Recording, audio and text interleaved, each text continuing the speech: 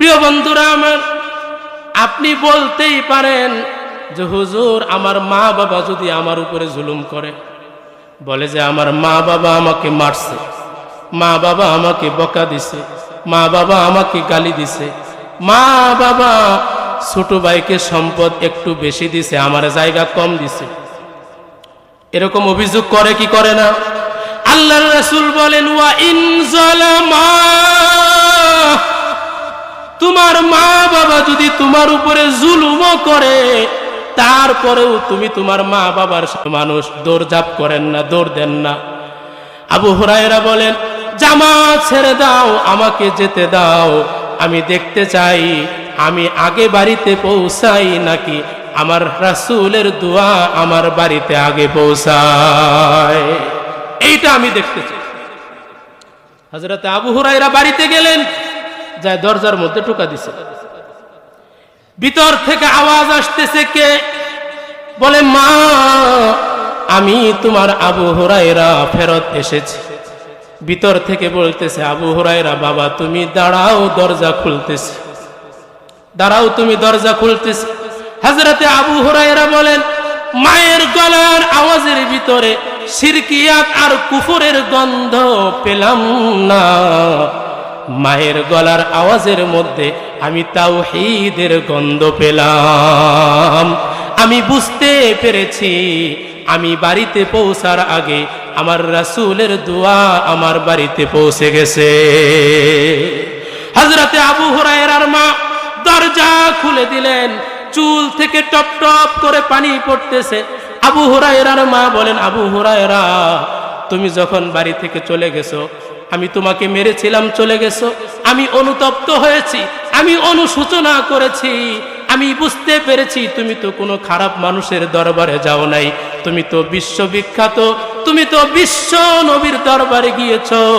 আবু হুরায়রা আমি আমার ভুল বুঝতে পেরেছি, আমি গোসল করে পবিত্র হয়েছি, তুমি আমাকে নিয়ে চলো বিশ্ব নবীর দরবারে। কোন সুবহানাল্লাহ। হযরতে আবু হুরায়রার মা কালেমা পড়ে মুসলমান হয়ে গেলেন। কোন সুবহানাল্লাহ। ঘটনা বোঝানোর উদ্দেশ্য হলো, মা বাবা যদি কাফেরও হয়, মা বাবা যদি সন্তানকে মারে, মা বাবা যদি জুলুমও কইরা ফেলায়, মা বাবা যদি গালিয়ে দেয়, মা বাবা যদি বকাও দেয়, তুমি সন্তান মা বাবার সাথে উচ্চ কণ্ঠে চোখ মোটা করে কথা বলতে পারবা না। আলোচনা শুরু করার আগে ভূমিকা হিসাবে দু একটা কথা, সেটা হচ্ছে আমরা মানুষ, আমরা আমাদের হাতের দ্বারা অনেক কিছু তৈরি করি, আমরা নিজেরা তৈরি করি। যেমন আমরা ভাত তৈরি করি, পোলাও, বিরিয়ানি, পিঠা, চিড়া, মুড়ি, এইগুলি আমরা তৈরি করি, বানাই, রান্না করি, কিন্তু মূল উপাদান হচ্ছে ধান। মূল উপাদান কি? ধান। আমরা ভাত তৈরি করতে পারি, পিঠা, চিড়া, মুড়ি, পোলাও, বিরিয়ানি রান্না করতে পারি, কিন্তু মূল যে জিনিসটা সেটা হচ্ছে ধান। এই ধান ছাড়া আমরা চাউলও বানাতে পারবো না, ভাতও বানাতে পারবো না, পোলাও, বিরিয়ানি, চিড়া, মুড়িও আমরা বানাইতে পারবো না। কথা কি ঠিক আছে? কিন্তু সারা পৃথিবীর সকল মানুষ একত্রে মিলেও একটা ধান তৈরি করতে পারবে না। কথা বলেন, পারবে? পারবে না। এজন্য আমরা মানুষরা যখন কোনো কিছু বানাই, আমাদের মূল জিনিসের প্রয়োজন পড়ে।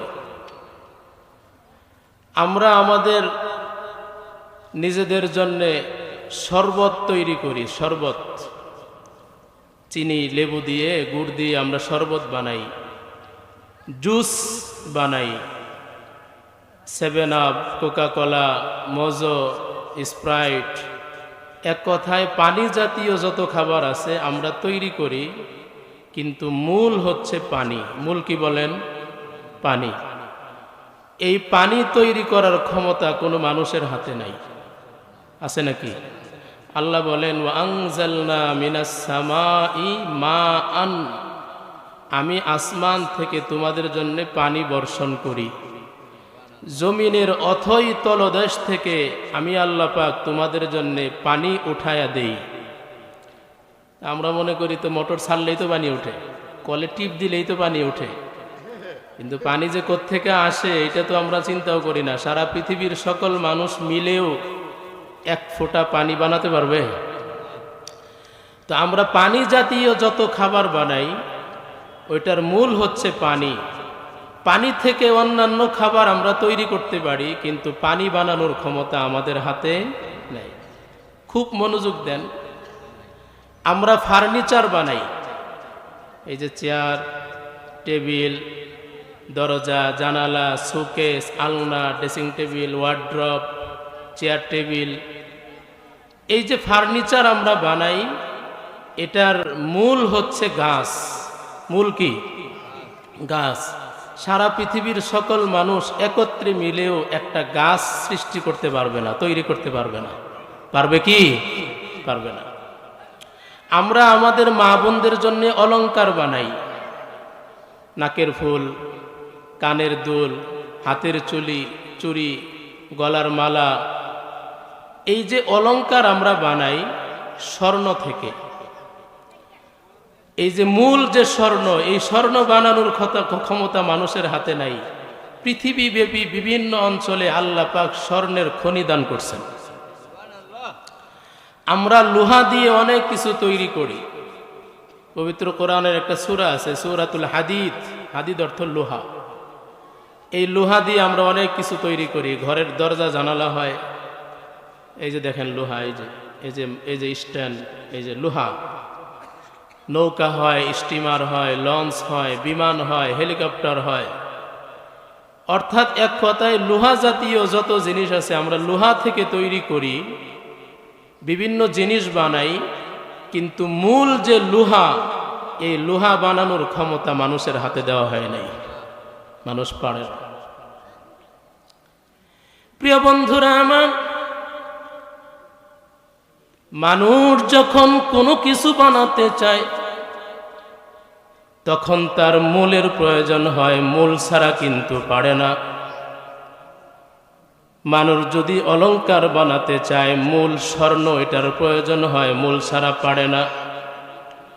মানুষ যদি শরবত জাতীয় কোনো কিছু বানাতে চায়, তার মূল হচ্ছে পানি। পানি মানুষ বানাতে পারে না। কাঠের ফার্নিচার বানাতে চাইলে ওইটার মূল হচ্ছে গাছ, মানুষ কিন্তু গাছ বানাতে পারবে না। পোলাও, বিরিয়ানি, ভাত, চিরা, মুড়ি মানুষ বানাতে পারে, মূল হচ্ছে ধান, মানুষ কিন্তু ধান বানাতে পারবে না।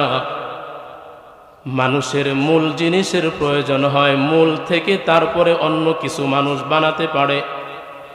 কিন্তু আল্লাহ পাক রব্বুল আলামিন এমনই খালিক, এমনই সৃষ্টিকর্তা, এমনই কুদরতের মালিক, তিনি যখন কোনো কিছু বানাতে চান ওনার মূলের প্রয়োজন পড়ে না, কোন বলার সঙ্গে সঙ্গেই সৃষ্টি হয়ে যায়। আল্লাহ পাক বলেন সূরা ইয়াসিনের সর্বশেষ আয়াতের আগের আয়াত, ইন্নামা আমরুহু ইযা আরাদা শাইআন আইয়াকুলা লাহু কুন ফায়াকুন। আল্লাহ পাক রব্বুল আলামিন বলেন, আমি যখন কোনো কিছু বানাতে চাই আমি শুধু ওই দিকে লক্ষ্য করে বলি কুন হও, ফায়াকুন, অতঃপর সঙ্গে সঙ্গে সেইটা তৈরি হয়ে যায়। আল্লাহ পাক বলেন ওয়া ইলাস সামাই কাইফা রুফিআত, ও দুনিয়ার মানুষ লক্ষ্য করো আসমানের দিকে, এত বিশাল আসমান আমি তৈরি করেছি, আমার কিন্তু মূলের প্রয়োজন হয় নাই। আমি আল্লাহ পাক রব্বুল আলামিন লক্ষ্য করে বলেছি কোন আসসামা, আসমান তুমি হও। আমার অর্ডার পালন করার সঙ্গে সঙ্গেই আসমান হয়েছে। ওয়া ইলাল জিবালি কাইফা নুসিবাত, আমাদের এলাকার পাশেই তো পাহাড় আছে। আল্লাহ পাক বলেন তাকাও পাহাড়ের দিকে। আমাদের বাপ দাদারা মাটি কেটে কেটে পাহাড় বানাইছিল। এত বিশাল পাহাড়, সারা পৃথিবী ব্যাপী যারা হজের মৌসুমে হজে গিয়েছেন, সৌদি আরবে পাহাড় আর পাহাড়, জাবালে রহমত, জাবালে নূর, জাবালে সুর, কত বড় বড় পাহাড় আল্লাহ পাক তৈরি করেছেন। আল্লাহ পাক বলেন আমি শুধু বলেছি কুন আল জাবাল, পাহাড় তুমি হও। সারা পৃথিবী ব্যাপী পাহাড় সৃষ্টি হয়ে গেছে। কোন সুবহানাল্লাহ। আল্লাহ পাক বলেন ওয়া ইলাল আরদি কাইফা সুতিহাত, লক্ষ্য করে তাকাও জমিনের দিকে, এত বিশাল জমিন। আমি আল্লাহ পাক বলেছি কুন আল আরদ, জমিন তুমি হও, সঙ্গে সঙ্গে জমিন হয়ে গেছে। একটু খেয়াল করে দেখেন তো প্রিয় বন্ধুরা আমার, এই যে একটা মাহফিলের প্যান্ডেল, এই ছোট্ট একটা প্যান্ডেল কতগুলি খুঁটি লেগেছে, প্রায় 50টার মতো খুঁটি আছে। আল্লাহ পাক রব্বুল আলামিন বলেন তোমরা আমার আসমানের দিকে লক্ষ্য করে দেখো, আমি আল্লাহ পাক রব্বুল আলামিন এত বিশাল আসমান, দূর থেকে দূর, যত দূর আমাদের দৃষ্টি শক্তি যায়, এত বিশাল বিস্তৃত আকাশ। আল্লাহ পাক বলেন এত বিশাল আসমান আমি খুঁটিবিহীন উঁচু করে রেখে দিয়েছি। আল্লাহ পাক বলেন যে তোমরা যখন কোনো কিছু বানাতে চাও তোমাদের মূলের প্রয়োজন হয়, কিন্তু আমি আল্লাহ যখন কোনো কিছু বানাতে চাই আমার কিন্তু মূল লাগে না। কোন সুবহানাল্লাহ। আল্লাহর কি লাগে না? মূল লাগে না। যদি মূল না লাগে, আসেন আমরা আলোচনার দিকে যাই। এই যে আমার যে আলোচনার বিষয়টা, ওইটা বোঝানোর জন্য এই কথাগুলি বলতেছি।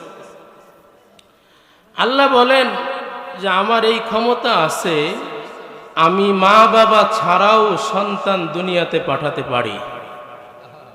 পারেন কি পারেন না? পারেন। যারা জনসংখ্যা বিজ্ঞানী, অর্থাৎ সারা পৃথিবীব্যাপী যারা জনসংখ্যা মানুষ গণনা করে, আদমশুমারি, তারা বলতেছে যে বর্তমান পৃথিবীতে 850 কোটি মানুষ আছে। কত কোটি মানুষ? 850 কোটি মানুষ। আল্লাহ পাক যদি চাইতেন জমিন, এত বিশাল জমিন, এত বিশাল আসমান, এত বড় বড় পাহাড় বানাতে পেরেছেন, ওই আল্লাহ যদি চাইতেন জমিনের দিকে লক্ষ্য করে শুধু বলতেন 850 কোটি মানুষ হয়ে যাও, সঙ্গে সঙ্গে 850 কোটি মানুষ হয়ে যেত। বলেন হইতে কি হইতো না? হতো। কিন্তু আল্লাহ পাক ওইটা না করে সরাসরি কোন বলে মানুষ সৃষ্টি না করে পিতা মাতার মাধ্যমে সন্তান দুনিয়াতে কেন পাঠান? এটার দুইটা উত্তর। আরেকবার বলি, আল্লাহর কিন্তু মূল লাগে না। আল্লাহ চাইলে পিতা মাতা ছাড়াও মানুষ দুনিয়াতে পাঠাতে পারতেন, কিন্তু আল্লাহ ওইটা করেন নাই, মূল গ্রহণ করেছেন। মূল হচ্ছে পিতা মাতা। আল্লাহ পাক রব্বুল আলামিন বলেন আমি কোন বলে মানুষ সৃষ্টি না করে পিতামাতার মাধ্যম দিয়ে সন্তান কেন দুনিয়াতে পাঠাই জানোনি? তার দুইটা কারণ। এক নাম্বার কারণ হলো, ওই যে মানুষ সৃষ্টি করার সময় ফেরেশতারা বলেছিল আল্লাহ মানুষ সৃষ্টি করার কি দরকার? মানুষ তো দুনিয়াতে যাওয়ার পরে খুন খারাপি করবে, রাহাজানি করবে, চুরি ডাকাতি করবে, মানুষ একজনের মাথায় একজনে বাড়ি মারবে। আল্লাহ মানুষ বানাবার কি প্রয়োজন? নাহনু নুসাব্বিহু বিহামদিকা ওয়া নুকদ্দিসু লাক। আল্লাহ আমরাই তো তোমার গুণগান গাই, তোমার গোলামি করি, তোমার ইবাদত করি, তাইলে আবার মানুষ বানাবার কি প্রয়োজন? আল্লাহ পাক তখন বলেছিলেন ইন্নী আ'লামু মা লা তা'লামুন। ও ফেরেশতারা আমার, আমি যা জানি তোমরা তা জানো না। কোন সুবহানাল্লাহ। আল্লাহ পাক রব্বুল আলামিন ওই যে ফেরেশতারা বলেছিল খুন খারাপি করবে, রাহাজানি করবে, চুরি ডাকাতি করবে, ওই পথটা বন্ধ করে দেওয়ার জন্যে আল্লাহ পাক রব্বুল আলামিন পিতা মাতার মাধ্যম হয়ে সন্তান দুনিয়াতে পাঠান। আর আল্লাহ পাক রব্বুল আলামিন দুই পাশ থেকে আত্মীয়তার বন্ধন জোড়া লাগান। কোন সুবহানাল্লাহ। কেমনে? সন্তান দুনিয়াতে আসার পরে আল্লাহ পাক রব্বুল আলামিন সন্তানের দিলের মধ্যে ইলহাম করে দেন, এই যে পুরুষ মানুষটা দেখা যায় তোর জন্য দুধ কিনে আনে, তোর কাপড় চোপড় কিনে আনে, তোর জন্য গেঞ্জি কিনে আনে, প্যান্ট কিনে আনে, তোর খাবার কিনে আনে, এই পুরুষটা তোর বাবা। কোন সুবহানাল্লাহ। এই যে মহিলা তোকে দুধ পান করাতেছে, তোকে কুলে নেয়, তোকে আদর করে, এই মহিলা হচ্ছে তোর মা। এই জন্য আমাদের মুরব্বীরা বলেন 40 দিনের মধ্যেই সন্তান তার বাবাকে চিনতে পারে, আর মাত্র 7 দিনের মধ্যেই সন্তান তার মাকে চিনতে পারে। কোন সুবহানাল্লাহ। কেমনে বুঝবেন? লক্ষ্য করে দেখবেন, ছোট্ট বাচ্চা সন্তান, মাত্র 7, 8 দিন, 10 দিন, 15 দিন বয়সের সন্তান কান্না করতে আরম্ভ করেছে। কান্না থামানোর জন্য দাদিয়ে কোলে নেয়, নানি কোলে নেয়, কান্না থামে না। ফুফু কোলে নেয়, খালা কোলে নেয়, কান্না থামে না। অনেক দূর থেকে মা কাজ ফেলে রেখে যখন সন্তানকে কোলে নিল, সঙ্গে সঙ্গে সন্তানের কান্না থেমে যায়। কোন সুবহানাল্লাহ। ঘটনাটা কি? এই ছোট্ট বাচ্চা সন্তানটা কিভাবে তার মাকে চিনতে পারলো? এই কুলটা যে আমার মায়ের কুল, এটা কেমনে চিনতে পারলো? আল্লাহ পাক রব্বুল আলামিন সন্তানের ঘ্রাণ শক্তির মাধ্যমে বুকের ভিতরে, অন্তরের ভিতরে আল্লাহ পাক এইটা প্রতিষ্ঠিত করে দেন। এই যে মহিলাটা, এইটার শরীরের ঘ্রাণ তোর অন্তরের মধ্যে আমি দিয়ে দিলাম। এই জন্য মা যখন কুলে নেয়, সঙ্গে সঙ্গে বাচ্চার কান্না থেমে যায়। প্রিয় বন্ধুরা আমার, আল্লাহ পাক রব্বুল আলামিন এই যে মা আর বাবা, তারপরে আল্লাহ পাক রব্বুল আলামিন বলেন, ওরে সন্তান, এই যে তোর বাবা, এখন থেকে তোর বাবার বাবা তোর দাদা। কথা বলে না, ঠিক না ঠিক? তোর বাবার মা তোর দাদি, তোর বাবার ভাই তোর চাচা, তোর বাবার বোন তোর ফুফু, তোর মায়ের মা তোর নানি, তোর মায়ের বাবা তোর নানা, তোর মায়ের ভাই তোর মামা, তোর মায়ের বোন তোর খালা। এই যে আল্লাহ পাক রব্বুল আলামিন আস্তে আস্তে করে মা বাবার মাধ্যমে উভয় পাশ থেকে আত্মীয়তার বন্ধন জোড়া লাগাতেছেন। আল্লাহ পাক রব্বুল আলামিন বলেন, এই যে আত্মীয়তার বন্ধন আর মুহাব্বত, ভালোবাসার বন্ধন সৃষ্টি করার জন্যে আমি আল্লাহ পাক রব্বুল আলামিন কোন বলে মানুষ সৃষ্টি না করে পিতামাতার মাধ্যম হয়ে সন্তান দুনিয়াতে পাঠাই। এবার আল্লাহ পাক রব্বুল আলামিন বলেন, তুমি যেমন তোমার মা বাবাকে মুহাব্বত করো, মা বাবার উভয় পাশের আত্মীয় স্বজনদেরকেও, দাদা দাদি, নানা নানি, মামা খালু, ফুফা চাচা যারা আছে তাদেরকেও ঠিক ওই রকম মুহাব্বত করবে। কোন সুবহানাল্লাহ।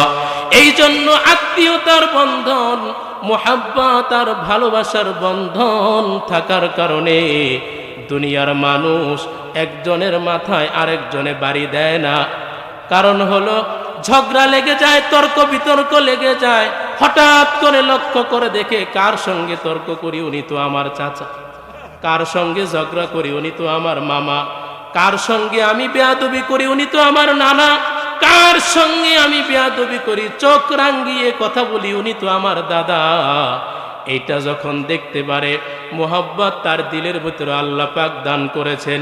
এই জন্য মুহাব্বত আর ভালোবাসার বন্ধন, আত্মীয়তার সেতু বন্ধন সৃষ্টি করার জন্যে আল্লাহ পাক রব্বুল আলামিন পিতামাতার মাধ্যমে সন্তান দুনিয়াতে পাঠান। প্রিয় বন্ধুরা আমার, এইটা হচ্ছে 1 নাম্বার কারণ।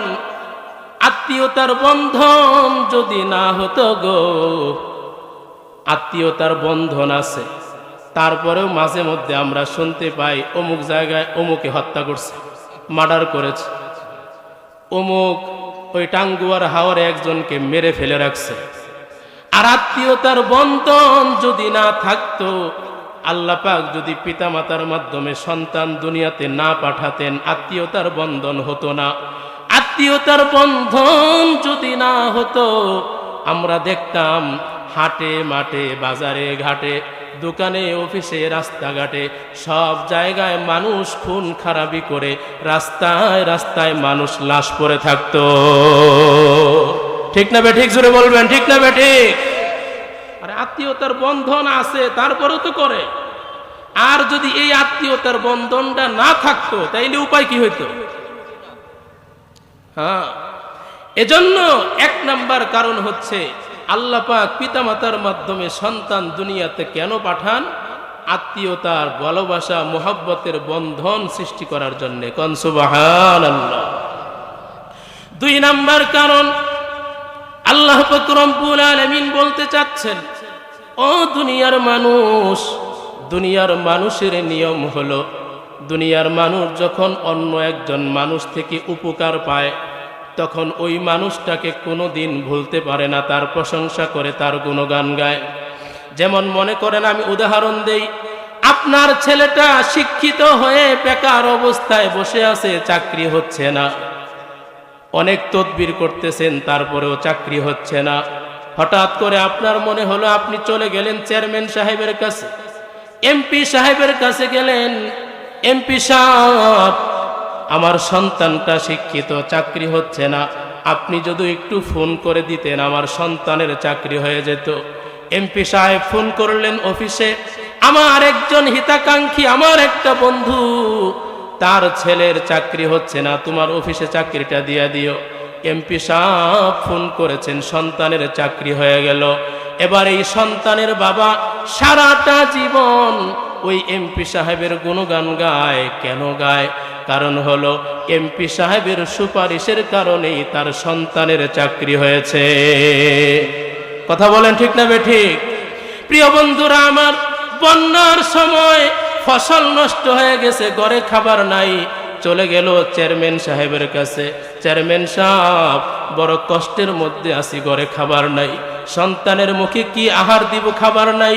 চেয়ারম্যান সাহেব অর্ডার করলেন, ওই যে সরকারি চাল আছে, সেখান থেকে 3 বস্তা চাল কালকের মধ্যে ওনাকে দিয়ে দিবি।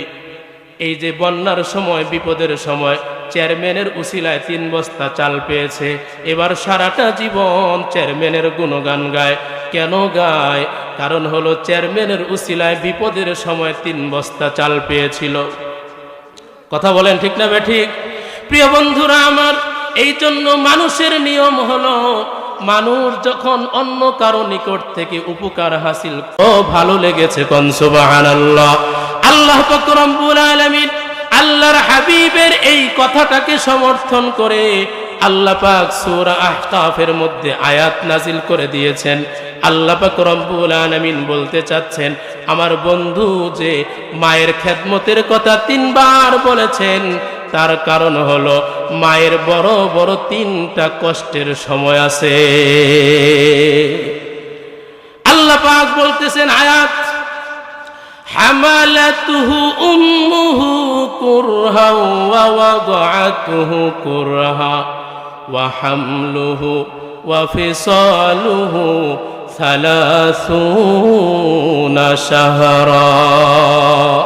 আল্লাহ পাক রব্বুল আলামিন বলেন, মায়ের বড় বড় 3টা কষ্টের সময়, 1 নাম্বার হলো হামালাতুহু উম্মুহু কুরহা, মা তার সন্তানকে অত্যন্ত কষ্টের সাথে গর্ভে ধারণ করেন। কি বলেন? পেটে ধারণ করা কষ্ট না? আপনারা বুঝবেন কেমনে? আমরা পুরুষ জাতি, আমরা স্বামী, আমরা ছেলে, আমরা বুঝবো কিভাবে? যেই মা যেই মা সন্তানকে গর্ভে ধারণ করে ওই মা জানে একটা সন্তান গর্ভে ধারণ করা কতটা কষ্টের। আমরা তাফসিরের মধ্যে পড়েছি, একটা জীবিত মানুষ আরেকটা জীবিত সন্তান পেটের মধ্যে নিয়ে মা চলাফেরা করেন, সংসারের জন্য কাজকর্ম করেন, রান্না বান্না করেন। প্রিয় বন্ধুরা আমার, আমি নিজের চোখে দেখেছি আমার মা, আমার সর্বশেষ যে বাইটা 7 নাম্বার যে বাই, ওই বাইকে পেটে ধারণ করে ধান বানতেন। আগের দিনের মা বোনেরা পেটের মধ্যে সন্তান নিয়ে ঢেকিতে পার দিয়ে তারপরে আমাদের জন্য চাউলের ব্যবস্থা করতেন। ঘরে উঠান থেকে ধান উঠাতেন গোলার মধ্যে। এখনকার মহিলারা দুর্বল, মেয়েরা দুর্বল হয়ে গেছে, কাজকর্ম করতে পারে না। কিন্তু আগের দিনের মা বোনেরা পেটে সন্তান নিয়ে কত কষ্ট করেছেন, রান্না বান্না করেছেন, কাজকর্ম করেছেন, সবার জন্য কাপড় চোপড় কেচে দিয়েছেন। প্রিয় বন্ধুরা আমার, সারাদিন সংসারের কাজকর্ম করার পরে রাতের বেলায় আবার রান্না করেছেন।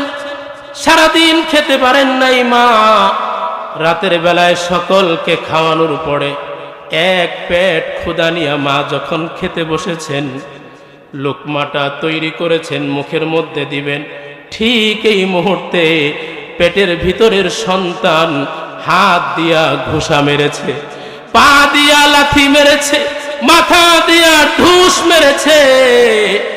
হাতের ঘুষি, পায়ের লাথি আর মাথার ঢুসের আঘাতটা সরাসরি মার কলিজার মধ্যে গিয়া লেগে গেছে। মা খাবারটা খেতে পারে নাই, লুকমাটা মুখে দিতে পারে নাই।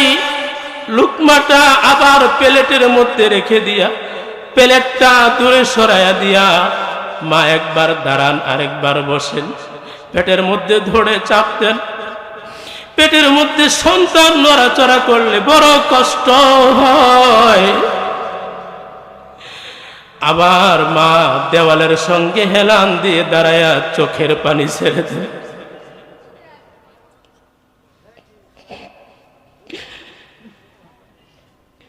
প্রিয় বন্ধুরা আমার, এইভাবে করে একটা দুইটা দিন নয়, 10টি মাস পর্যন্ত মা খেয়ে না ঘুমিয়ে অযত্নে অবহেলায় মা 10টা মাস পর্যন্ত এইভাবে করে দিনগুলি অতিবাহিত করেন।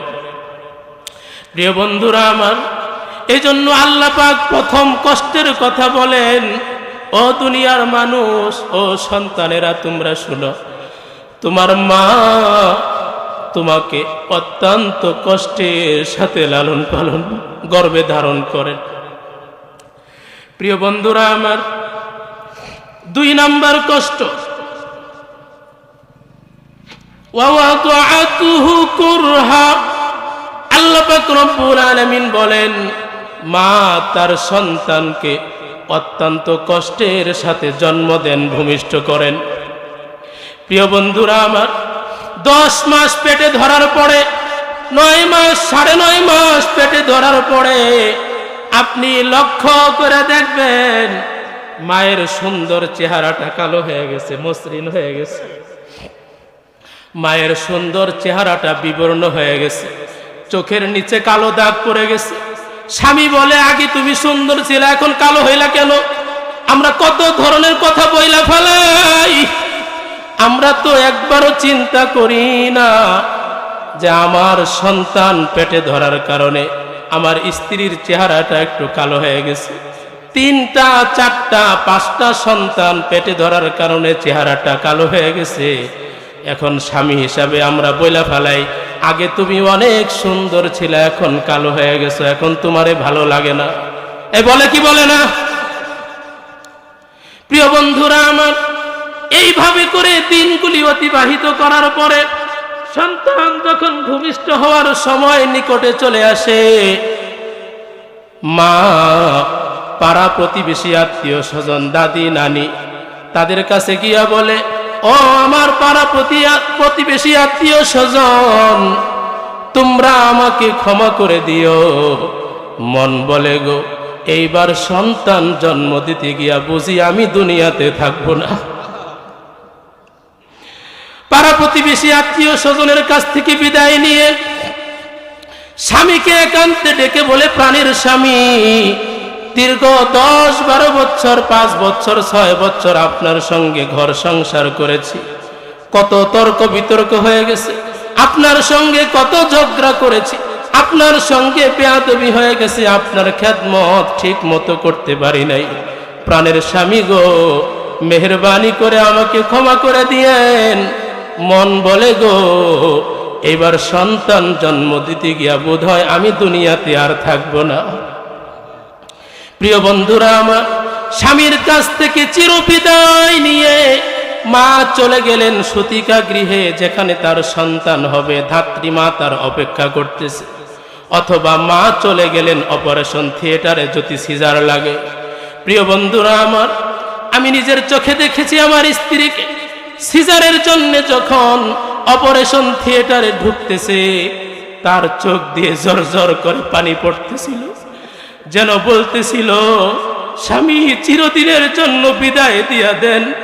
মন বলে সন্তান জন্ম দিতে গিয়া বুঝি আমি দুনিয়াতে আর থাকবো না। প্রিয় বন্ধুরা আমার, প্রসব বেদনা উঠে গেছে, মা ব্যথায় ছটফট করতেছে। এরকম প্রসব বেদনা, এই যন্ত্রণা দুনিয়ার ভুক্তভোগী মা ছাড়া আর কেউ অনুভব করতে পারবে না। প্রিয় বন্ধুরা আমার, এত চরম কষ্টের ভিতর দিয়ে সন্তান যখন দুনিয়াতে আসে, জিহাদের ময়দানের মতো গলা কাটা কবুতরের মতো মা রক্তাক্ত হয়ে যায়। আমি নিজে দেখেছি, অপারেশন থিয়েটার থেকে যখন বের করা হয়েছে, একটা সাদা কাপড় দিয়ে ঢাকা, পুরা সাদা কাপড়টা রক্তে রঞ্জিত হয়ে গেছে, জিহাদের ময়দানের মতো পড়ে আছে। দুনিয়াতে লক্ষ ঘটনা আছে, সন্তান জন্ম দিতে গিয়া অনেক মা দুনিয়া ছেড়ে চলে যায়। ঠিক না বেটে, জোরে বলেন।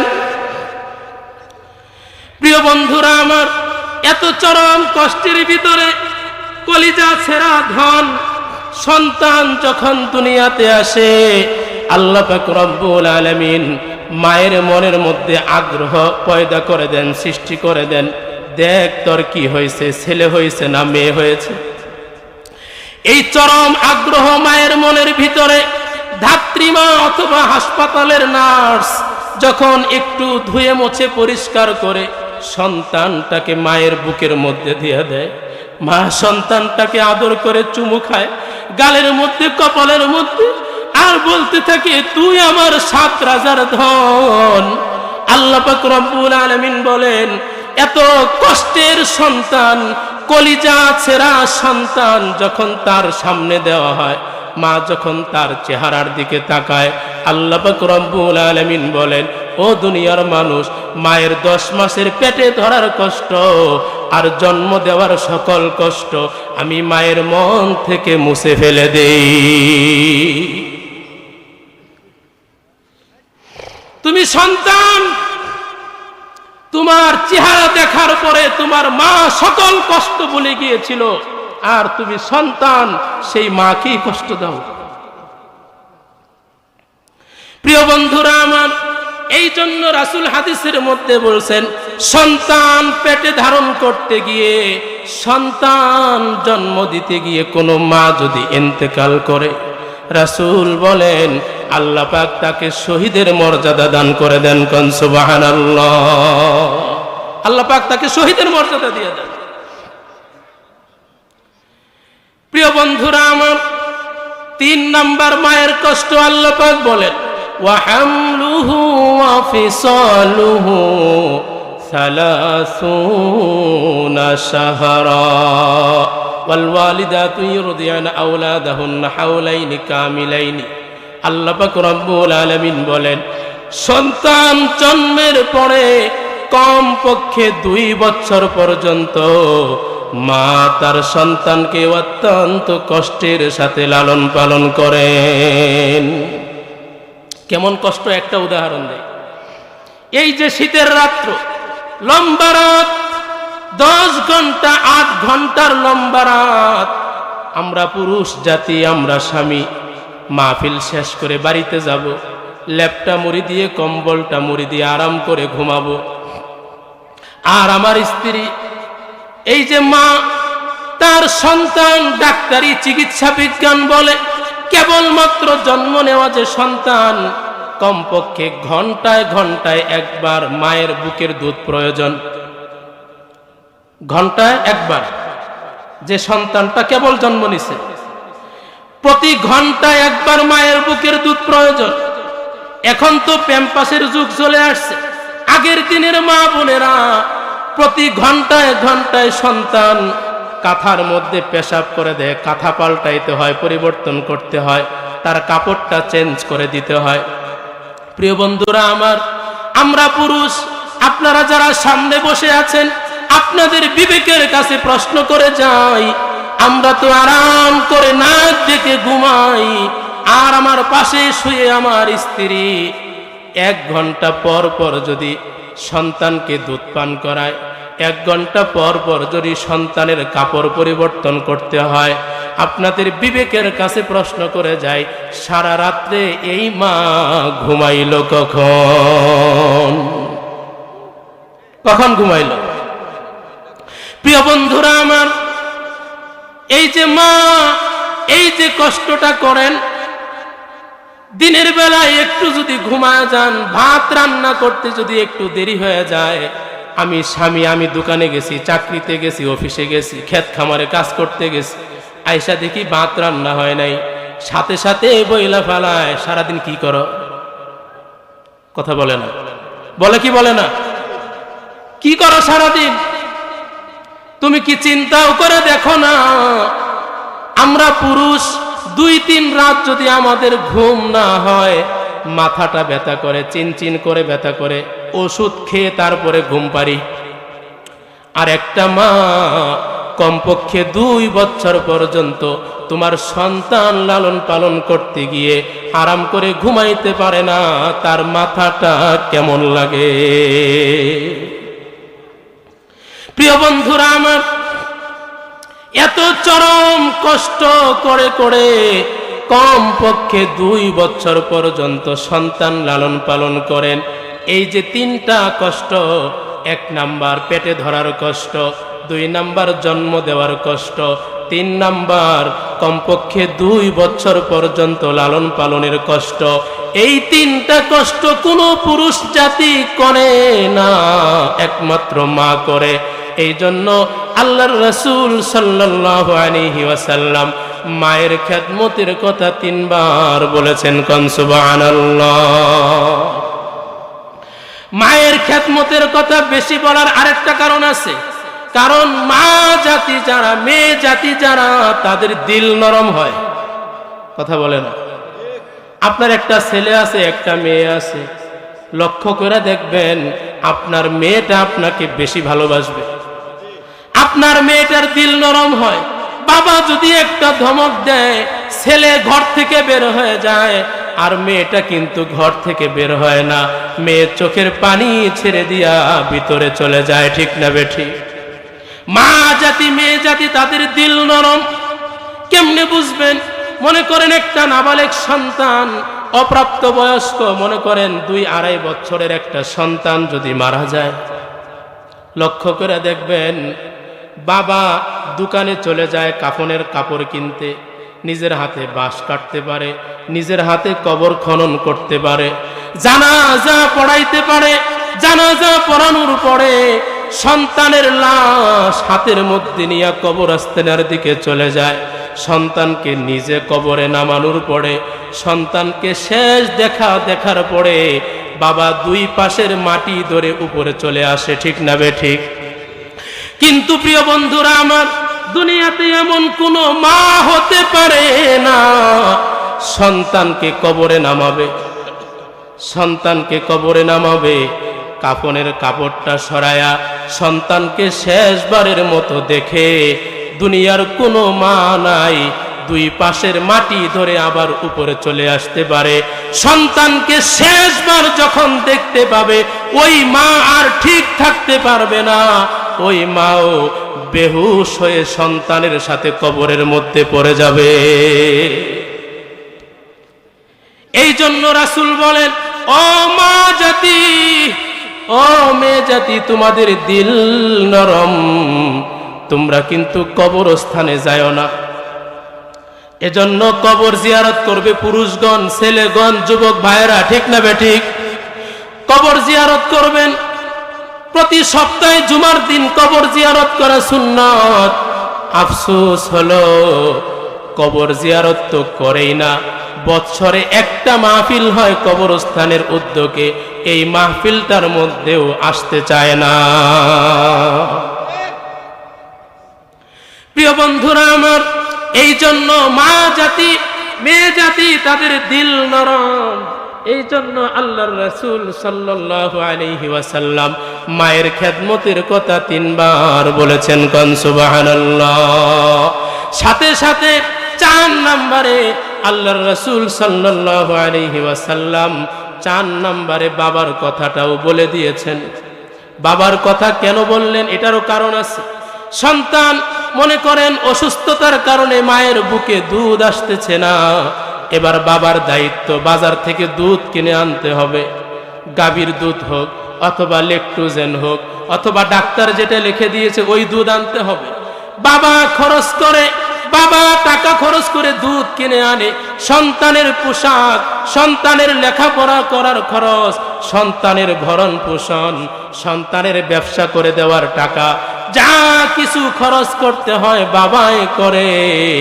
এই জন্য আল্লাহর রাসূল সাল্লাল্লাহু আলাইহি ওয়াসাল্লাম 4 নম্বরে বাবার কথাও বলে দিয়েছেন। কোন সুবহানাল্লাহ।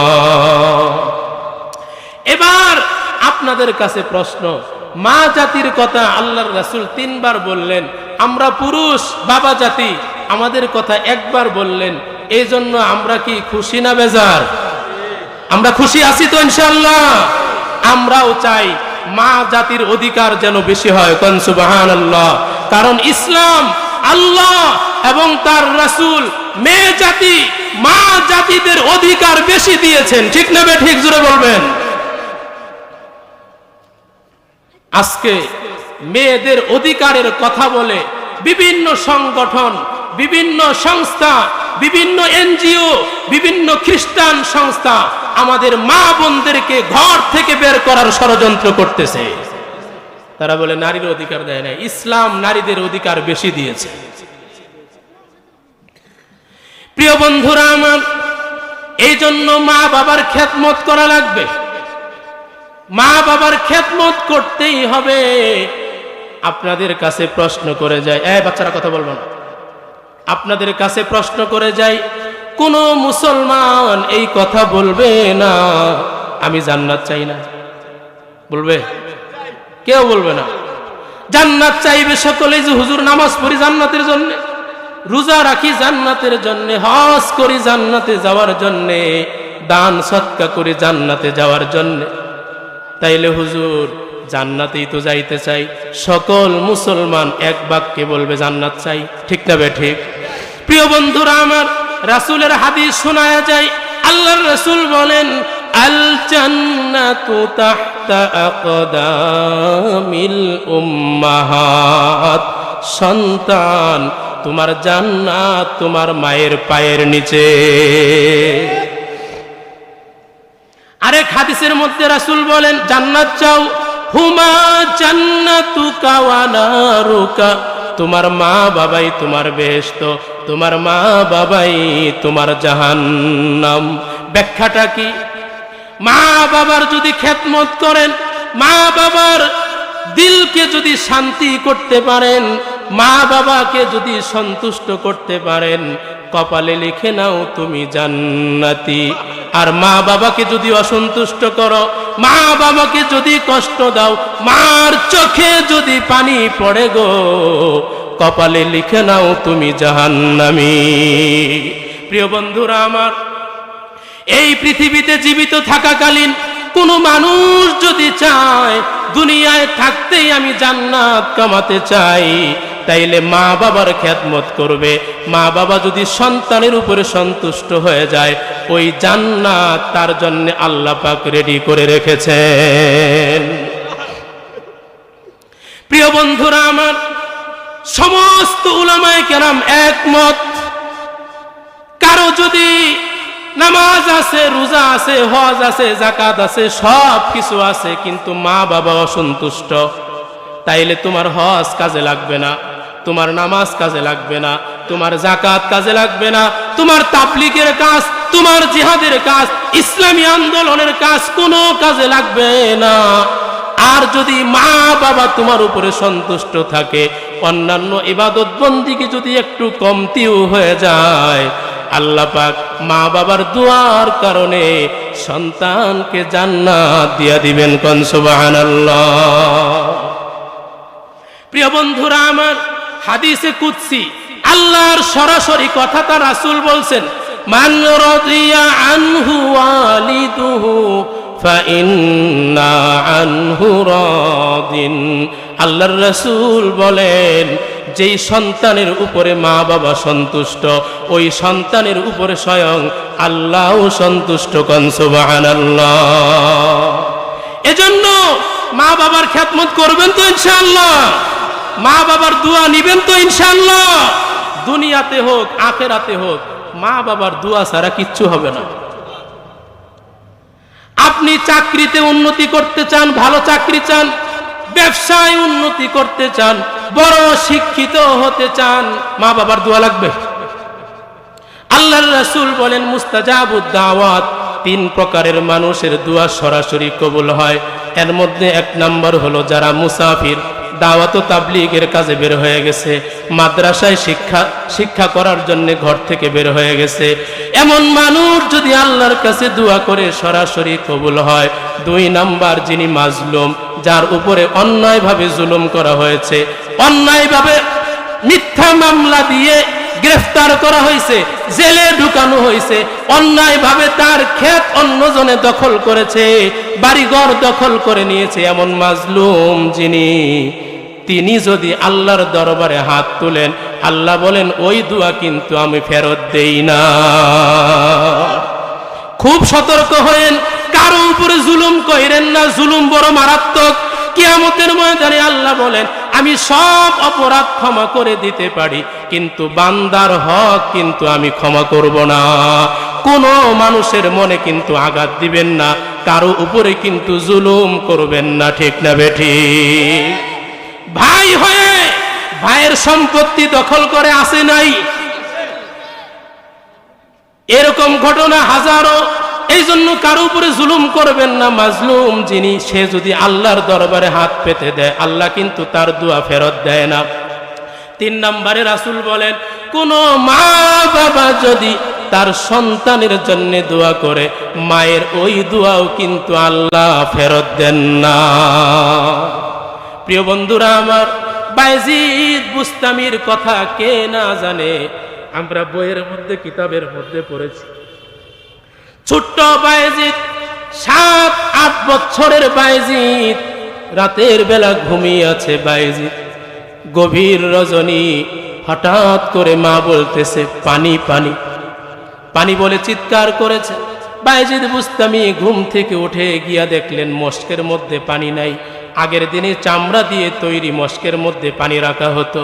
গিয়ে দেখলেন পানি নাই। দূর ঝর্ণা থেকে পানি আনার পরে এসে দেখেন মা আবার ঘুমায় গেছে। এবার বায়েজিদ চিন্তা করে, মাকে যদি ঘুম থেকে ডাক দেই তাইলে মায়ের ঘুমের কষ্ট হবে, কারণ বায়েজিদ তো জানে আমার মা প্রতিদিন রেগুলার তাহাজ্জুদের নামাজ পড়ে। এখন যদি ডাক দেই ঘুমের কষ্ট হবে, আর আমি যদি ঘুমায় যাই, আবার যদি আমার মা পানি চায়, ওই সময় যদি আমি উঠতে না পারি তাইলে মায়ের পানির পিপাসার কষ্ট হবে। 2 কষ্টের কথা চিন্তা করে ছোট্ট বায়েজিদ, 7-8 বছরের বায়েজিদ ঘুমায় না। সারা রাত্র পানির পিয়ালা হাতে নিয়ে, পানির গ্লাসটা হাতে নিয়ে মায়ের শিওরে দাঁড়ায় দাঁড়ায় রাত পার করে দেয়।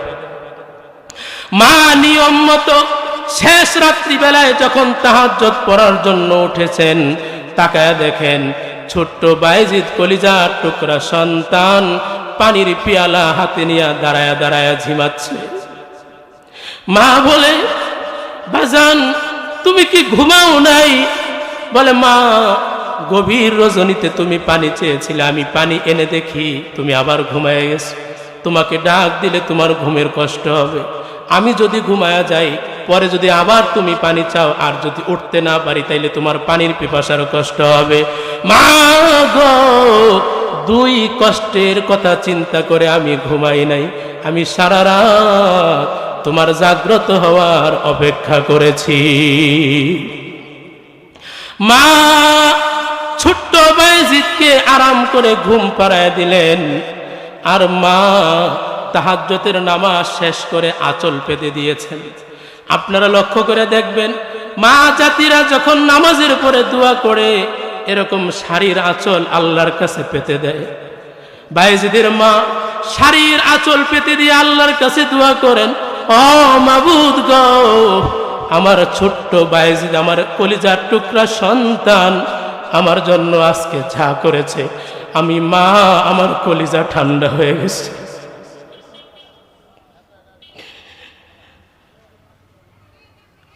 আমি মা আমার কলিজা ঠান্ডা হয়ে গেছে।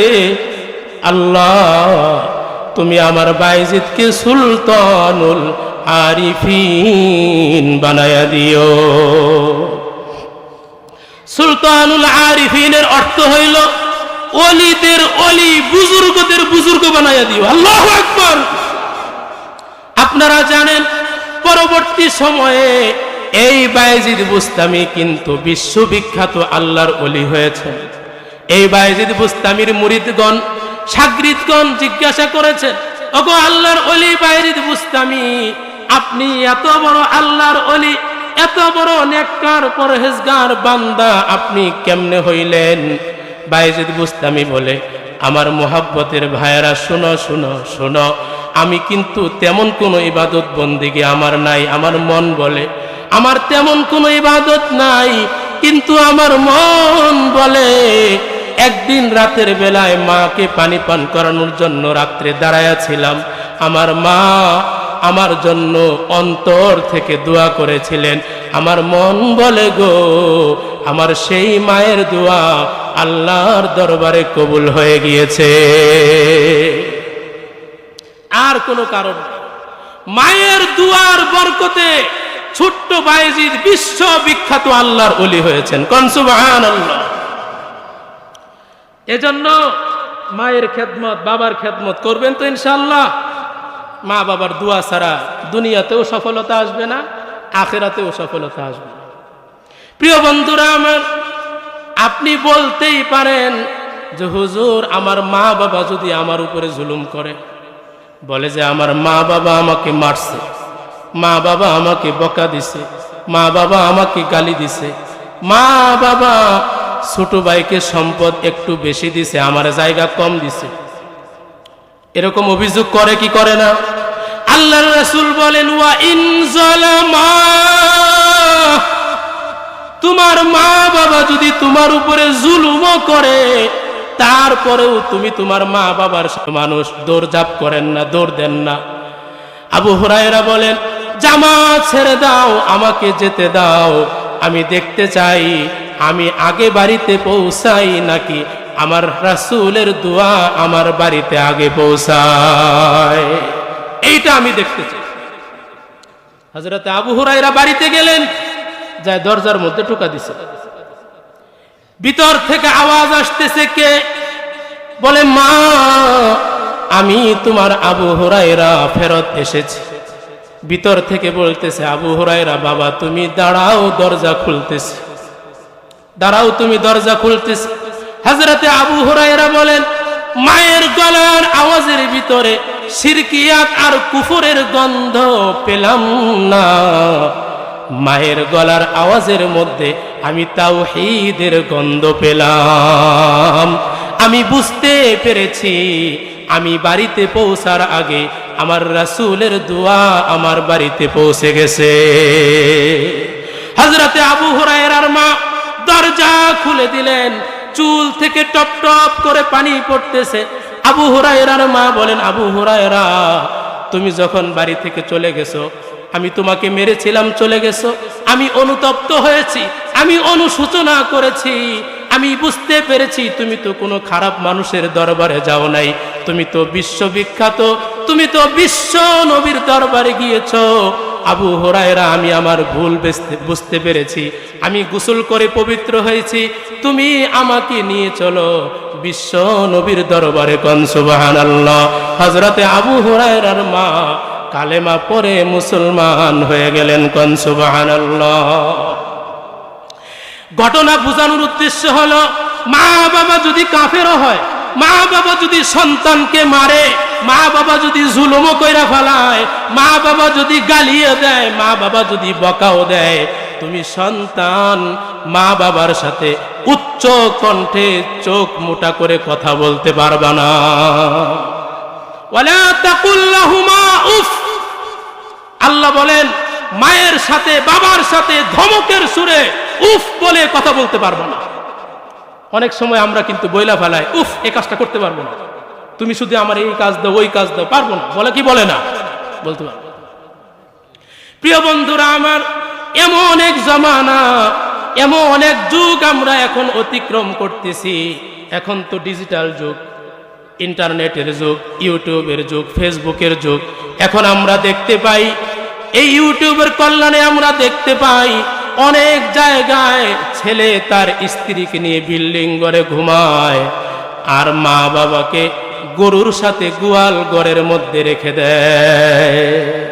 এরকম দৃশ্য কি আপনারা ইউটিউবে দেখেন নাই? প্রিয় বন্ধুরা আমার, গত 2-3 বছর আগের কথা, মা 70 বছর বয়স, হাঁটুর নিচের নরম জায়গার মধ্যে একটা ফোড়া হয়েছে, ঘা হয়েছে, সেখানে পচন ধরেছে, পোকা ধরেছে, দুর্গন্ধ ছড়ায় গেছে।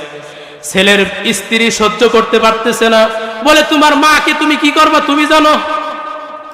ছেলে বলতেছে, মা তুমি চলো, তোমাকে হাসপাতালে নিয়ে যাই, ডাক্তারের কাছে নিয়ে যাই। এই কথা বলে মাকে নিয়া ওই যে গাজীপুরের যে জঙ্গল, ওই জঙ্গলের ভিতরে, গভীর জঙ্গলের ভিতরে মাকে ফেলে রেখে সন্তান চলে গেছে। প্রিয় বন্ধুরা আমার, মানুষেরা পিকনিকে চলে গেছেন, শিক্ষা সফরে গেছেন, কলেজের ছাত্ররা যায় দেখে গভীর জঙ্গলের ভিতরে একটা বৃদ্ধা মা ব্যথার যন্ত্রণায়, মৃত্যু যন্ত্রণায় ছটফট করতেছে। মা আপনি এখানে কেন? বলে যে আমার কলিজার টুকরা সন্তান, যাকে আমি 10 মাস গর্ভে ধারণ করেছিলাম, ওই সন্তান আমাকে জঙ্গলে ফেলে রেখে গেছে। এই তো অবস্থা। এটা তো কোনো ইহুদি খ্রিস্টানদের দেশ না, এটা তো মুসলমানদের দেশ, ঠিক না বেঠিক? প্রিয় বন্ধুরা আমার, সর্বশেষ কথা বলি, উম্মত হিসাবে আমাদের রাসূল আমাদেরকে মায়ের খেদমত কিভাবে করতে হবে শিখায়া গেছেন। এই যে আপনারা যেভাবে ওয়াজ শুনতেছেন, আল্লাহর রাসূল সাল্লাল্লাহু আলাইহি ওয়াসাল্লাম মসজিদে নববীতে বসে সাহাবায়ে কেরামদের সামনে ওয়াজ করে শোনাচ্ছেন। হঠাৎ করে তিনি লক্ষ্য করে দেখেন, দূর থেকে একজন মহিলা আসতেছে। আস্তে আস্তে মসজিদের ভিতরে ঢুকে গেলেন, আল্লাহর রাসূল দাঁড়ায় গেলেন। আল্লাহর রাসূলের শরীরের মধ্যে একটা চাদর ছিল, চাদর মুবারকটা বিছায়া দিলেন।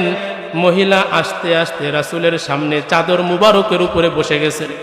আমরা যেরকম আত্তাহিয়াতুর সূরাতে বসি নামাজের মধ্যে, ওইভাবে রাসূল বসছেন। মহিলা সামনে এসে রাসূলের হাঁটুর সঙ্গে হাঁটু লাগাইয়া বসে গেছেন। তারপরে জিজ্ঞাসা করতেছেন, কাইফা হালুকা ইয়া মুহাম্মদ, মুহাম্মদ তুমি কেমন আছো? আল্লাহর রাসূল বলেন, আলহামদুলিল্লাহ আনা তাইয়িব, আমি ভালো আছি। কাইফা হালুকি, আপনি কেমন আছেন? আলহামদুলিল্লাহ আনা তাইয়িব, আমি ভালো আছি। ভালো মন্দ জিজ্ঞাসা করলেন, তারপরে চলে গেলেন। সাহাবায়ে কেরাম বলেন, ইয়া রাসূলুল্লাহ, এরকম দৃশ্য তো জীবনে দেখি নাই। একটা সাধারণ মহিলার জন্য বিশ্ব নবী দাঁড়ায়া সম্মান জানান, ওনার গায়ের চাদর মুবারক বিছায়া দেন, হাঁটুর সঙ্গে হাঁটু লাগাইয়া কথা বলেন। ইয়া রাসূলুল্লাহ, আমরা তো ব্যাপারটা বুঝতে পারলাম না। রাসূল বলেন, তোমরা বুঝতে পারো নাই, চিনতে পারো নাই, ইনি তো সাধারণ কোনো মহিলা নয়, আমি আমার মায়ের বুকের দুধ তেমন পাই নাই, আমি যেই মহিলার দুধ পান করে, যেই মহিলার কুলে পিঠে চড়ে আমি মানুষ হয়েছি, আমি যেই মহিলার দুধ পান করে বড় হয়েছি, ইনি আমার সেই দুধ মা হযরতে হালিমাতুস সাদিয়া।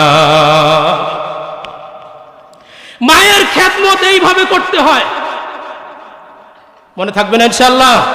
আল্লাহ পাক আমাদের সকলকে মা বাবার খেদমত করে করে দুনিয়ায় থেকেই জান্নাত কামানোর তৌফিক দান করেন, আমিন।